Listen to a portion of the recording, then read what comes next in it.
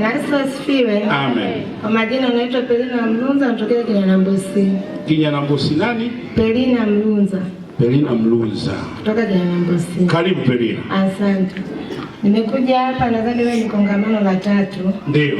Nilikuwa nasumbuliwa na mgongo, nilikuwa siwezi hata kuinama. Ndio.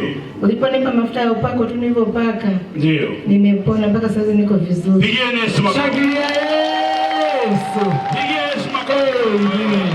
Amen. Mwambie mwenzako balaa tu. Aise.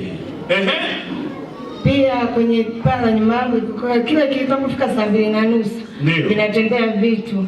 Yaani hatulali, tunapiga kelele kama mtu anamwaga mchanga usiku kucha. Mpaka sasa hivi nilipotoka hapa kwenye kongamano, kila nikija mambo yote yanakuwa safi, tunalala usingizi mzuri na watoto hatusumbuliwi tena. Pigeni Yesu makofi. Mwambie mwenzako umeona sasa maneno.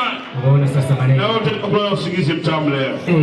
Utaenda usingizi mtamu leo. Jamani, hawa ni watu waliotendewa. Hakuna kutengeneza hapa. Umeona umejiandikisha sehemu kwa mapasta? Hapana, sisi tunakuja direct moja kwa moja hapa. Tunakwenda pamoja? Karibu.